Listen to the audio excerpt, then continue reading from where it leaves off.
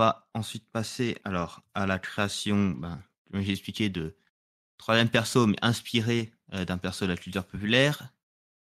Et donc au hasard sur une liste de plusieurs personnages, plusieurs clichés, plusieurs tropes, comme on dit. Et je suis tombé sur Dark Vador. Et tu m'aides pas beaucoup, hein, parce que on peut pas faire univers plus distant. Oui. Mais je pense que ça se tente. En tout cas, je peux faire un personnage, je pense, qui a à peu près le même état d'esprit, on va dire. C'est ça le plus important, c'est quelqu'un qui ressemble.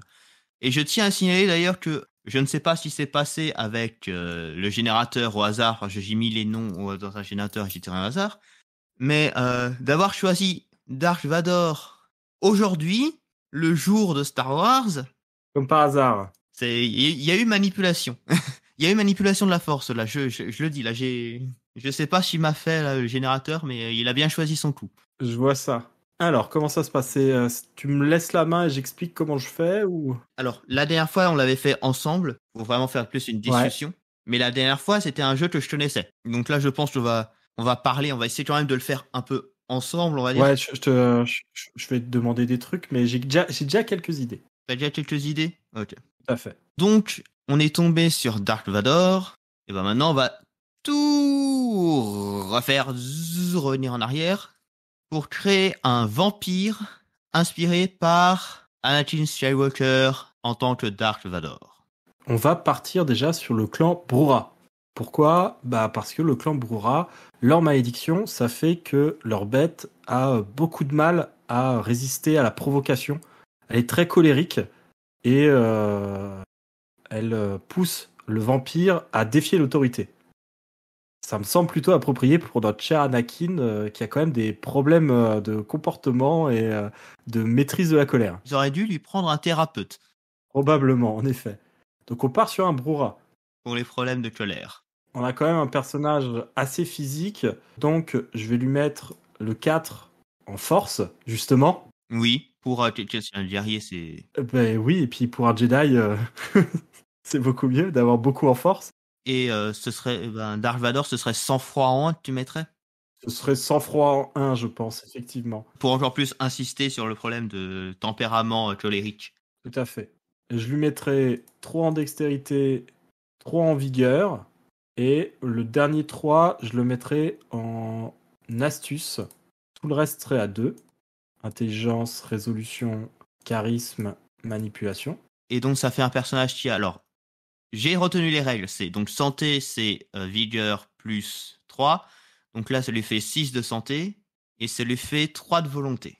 Tout à fait. La volonté est quand même assez faible. C'est quelqu'un qui est très vite dépassé par ses émotions. Mais c'est quelqu'un qui s'est fait manipuler par un des pires manipulateurs qui soit. Ça colle bien. Tout à fait. Ensuite, on va partir sur le profil équilibré. À vampire, les vampires, ils se battent plus à main nue qu'avec des sabres laser. Donc, on va lui mettre 3 en bagarre. On va mettre 3 également en athlétisme. Et 3 en intimidation. En même temps, si Dark Vador n'est pas intimidant, c'est qu'il y a un problème. Tout à fait. Ensuite, on a des points à 2. On a 5 compétences à 2. Je pense que commandement, ça me paraît Commandement, oui. logique. Commandement, c'est très logique pour lui. Mêlée, pour continuer dans le côté physique. Ouais. Mêlée également, effectivement. Et en vrai, si on reprend tout son historique, je verrais bien, parce que c'est un ancien esclave, donc je mettrais bien expérience de la rue ou survie. Ouais, tout à fait.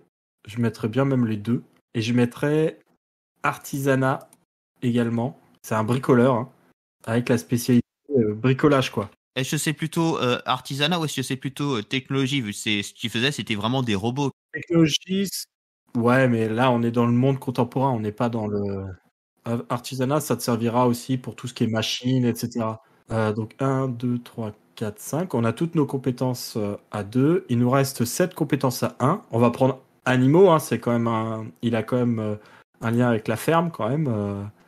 On va lui mettre Vigilant. 1 en vigilance. Ouais. Un peu en politique. Investigation. Je pense un peu. Politique, parce que ça ouais. reste un des chefs de l'Empire.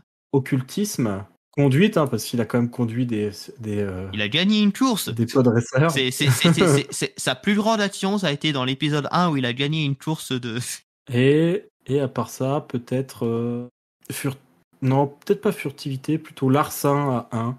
Et là, on a donc, alors, conduite, larcin, animaux, vigilance, investigation, occultisme, politique, on les a tous. Très bien. Donc ça, c'était les caractéristiques. Il nous reste donc la spécialité d'artisanat, je l'ai déjà mise. C'est bricolage. Maintenant, il lui reste une spécialité en plus. On va peut-être la mettre en intimidation. Intimidation, ça va être intimidation brutale. S'il utilise la manière forte pour intimider. Voilà, c'est effectivement lui, c'est bonjour, vous voulez désobéir? Je t'étrangle par la force. Voilà, tout à fait. On passe ensuite à son ancienneté. On peut partir sur le fait qu'il est ancien. Là, c'est pas un jeune vampire, c'est un Ancillae. Donc, il va avoir une puissance de sang de 2. Il va avoir 2 points d'avantage en plus, 2 points d'handicap en plus, et commencer avec seulement 6 en humanité. Et pire que ça, parce que dans le style de prédation qu'on va prendre, chat de gouttière, parce que c'est quelqu'un qui se nourrit de force sur les gens, il va perdre encore 1 point d'humanité. Donc il va commencer à 5 en humanité. Ce qui le rend très froid et assez désagréable auprès des mortels. On va mettre la spécialité lutte en bagarre, qui lui permettra d'agresser les gens dans la rue plus facilement. Ouais, lutte, c'est mieux. Alors, pour préciser, effectivement, chat de gouttière, c'est entre intimidation, braquage ou bagarre, lutte. Pour Dark Vador, lutte va mieux que braquage, je trouve. Effectivement, lutte, le meilleur choix que braquage. On va lui prendre 1 point en puissance et il a 3 points de contact dans le monde du crime qui serait à déterminer. Hein. Ça peut être un parrain de la mafia ou des trucs comme ça. Ça peut être l'empereur de la mafia. Ouais, ça peut être effectivement, ça peut être un parrain. Enfin, on va appeler ça un parrain. Hein. Ouais, c'est ça. Effectivement, le parrain Palpatine. Le parrain Patil. Voilà. Son ambition, ce serait peut-être de remplacer justement le chef de la mafia locale. Et on passe aux disciplines. Il a donc déjà 1 point en puissance et il a le droit à plus 2 et plus 1. Je pense qu'on va lui mettre 3 en puissance. Oui, c'est un personnage. Et donc, je vérifie juste un brouhaha. En tant que brouhaha, il a droit à célérité, il a droit à puissance et il a droit à présence aussi. Et à présence aussi. Donc en puissance et en célérité, il va avoir donc 3 et 1. On fera la liste des pouvoirs, je pense, après ses points d'expérience, parce qu'on risque de remettre des points dans ces disciplines. Ok.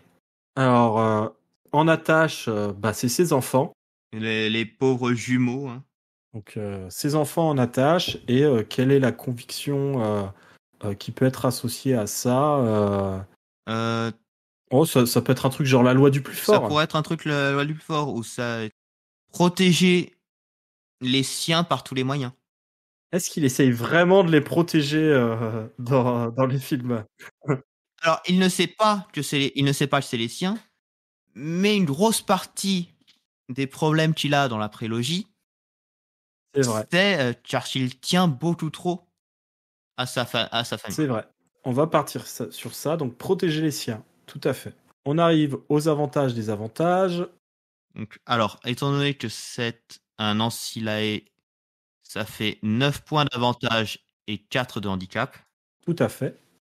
Je pense que je pense qu'on va lui mettre le désavantage. Il va être haï. Haï par une faction.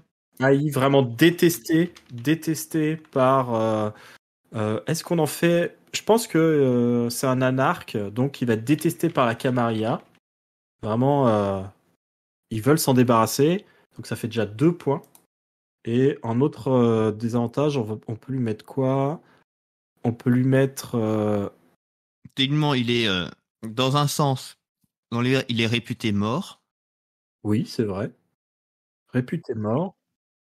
Et on peut lui mettre un adversaire, c'est-à-dire un vampire qui est son opposant et qui serait assez ancien aussi. Hein. C'est notre cher Obi-Wan qui serait probablement un Salubri ou quelque chose comme ça. On va peut-être pas faire tous les personnages de Star Wars hein, quand même, s'il te plaît. Ouais, il s'appellera Ben. Donc ensuite, en avantage, je pense que ressources, on va lui mettre 3. Il est quand même bien intégré. Il a pas mal de soutien. Je pense qu'on va lui mettre allié Là, on a déjà utilisé 3. On va lui mettre allié à 4 pour représenter peut-être le gang ou le groupe armé qu'il a avec lui. On a déjà 7 points et on va mettre. Je dirais qu'il a quand même un certain statut aussi dans... Ouais, c'est ça, ouais. Statut à 2, ça me semble bien. Statut à 2 parmi les anarques. Les autres avantages, je suis pas sûr que... Ouais. Donc là, on a terminé la première phase. Il nous reste 35 XP à dépenser et 35 XP, on va pouvoir s'amuser. Alors, déjà, on va revenir sur les disciplines. On va lui prendre la discipline de présence à 1, qui coûte Pour 5. obtenir le pouvoir d'intimidation. On va prendre le pouvoir d'intimidation, effectivement. Ensuite, il nous reste 30 points. Je serais d'avis de prendre 2 points en plus en présence. Ce qui coûterait combien? Non, je vais pas faire ça parce que du coup, de toute façon, je peux pas le faire dans cet ordre-là, c'est pas grave. Je vais prendre un point supplémentaire en dextérité, ce qui coûterait 10, il reste 20. Et qu'est-ce qu'on peut lui prendre d'autre?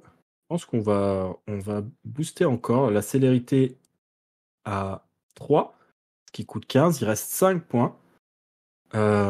Ces 5 points, on va les utiliser en avantage pour lui prendre un refuge à 1. Son étoile noire. Ouais, ou sa planète, là, justement, il a la planète volcanique, là, dans laquelle il a son château. Donc, ça serait sa planque. Et donc, ça nous donne un personnage à qui il reste 2 points d'expérience et qui a donc en discipline puissance à 3, célérité à 3, présence à 2, présence à 1. Ce qui donnerait en puissance, premier pouvoir, on prendrait corps létal, qui fait que les dégâts à main nue qu'il fait aux mortels sont aggravés. Comme s'il utilisait des armes blanches à la place de ses mains. On va lui prendre prouesse, qui lui permet d'ajouter son niveau De de puissance. puissance à ses dégâts. Ouais, c'est vraiment un personnage très physique. C'est un personnage très physique. Et en troisième point, on va revenir en arrière, on va reprendre bon surhumain, qui va lui permettre de faire des sauts, un petit peu comme dans Star Wars, assez Non, mais, haut, assez ils loin. font des sauts, ils ont des ressorts dans les jambes, ces gens-là. Hein. Tout à fait. Célérité, on va commencer par prendre réflexe rapide, qui permet d'avoir une action supplémentaire en combat et d'éviter d'avoir des malus quand on se fait tirer dessus. Rapidité, qui permet d'ajouter la célérité aux actions de dextérité et de défense. Et avec son niveau 3, on va lui prendre un pouvoir qui s'appelle Fulgurance, qui permet de foncer à toute vitesse sur un adversaire. Notre personnage est vraiment redoutable physiquement. Un monstre de guerre. En présence, finalement, du coup, intimidation. On a donc un personnage qui est terrifiant physiquement et socialement, quelqu'un qui craint dans les milieux de la ville, et ça ferait probablement un terrible antagoniste ou alors un personnage principal assez dévastateur, et que ses ennemis attaqueraient probablement de manière plus subtile par des biais détournés pour pouvoir Sans l'atteindre. prendre à ses enfants, sans prendre... C'est ça, ou par exemple s'attaquer à son gang Oui. ou ce genre de choses. Parce qu'effectivement, on lui a pas mis grand-chose en subtilité, on va dire. Non, mais la confrontation avec lui est assez brutale. Là, je peux te dire que connaissant bien les règles et les stats des PNJ, etc., il donnerait du fil à retordre à beaucoup de gros PNJ de l'univers quand même.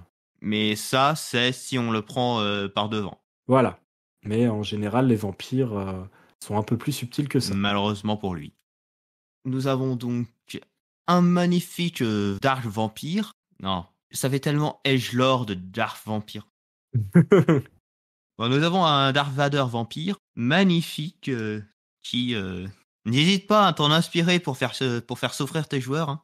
Alors, tu sais, j'ai déjà bien des moyens de les faire souffrir. Et il y a quelques brutes comme ça dans les chroniques de Chicago, notamment le shérif de Chicago, Balthazar, qui sont assez peu contents d'entendre arriver en général. Parfait. Ça, c'est la réaction que l'on veut entendre face à un personnage. Ah, je suis pas content quand il arrive.